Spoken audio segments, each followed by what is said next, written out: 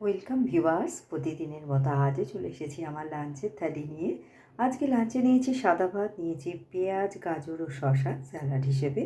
প্রথম পাতে খাওয়ার জন্য নিয়েছি লাউয়ের খোসা, আলু ভাজা, যেটা আমি কালো জিরে, শুকনো লঙ্কা ও পেঁয়াজ ফোড়ন দিয়ে নুন, হলুদ ও সামান্য মিষ্টি দিয়ে রান্না করেছি।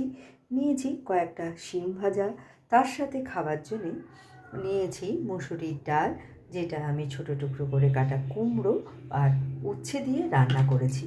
প্রথমে কড়াইয়ে সর্ষের তেলে আমি ফোড়ন দিয়ে ওর মধ্যে উচ্ছে ও ছোটো টুকরো করে কেটে রাখা কুমড়োটা দিয়ে নুন হলুদ দিয়ে ঢেকে দিয়েছি।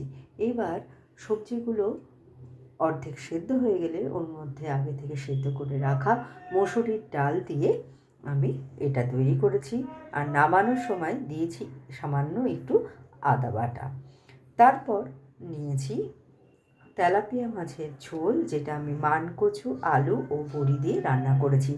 মাছটাকে ভেজে তুলে নিয়ে ওই তেলের মধ্যে বড়িটাকেও ভেজে তুলে নিয়েছি। বাদবাকি তেলের মধ্যে জিরে ফোড়ন দিয়ে ওর মধ্যে সেদ্ধ করে রাখা মানকচু আলু ভাজা ভাজা করে আদা জিরে লঙ্কা বাটা দিয়ে আমি এটা তৈরি করেছি। আর শেষ পাতে খাওয়ার জন্য নিয়েছি টক দই। তো কেমন লাগলো আপনাদের আমার এই লাঞ্চের থালিটা? ভালো লাগলে লাইক, শেয়ার এবং সাবস্ক্রাইব করবেন আমার চ্যানেলকে। Thank you for watching.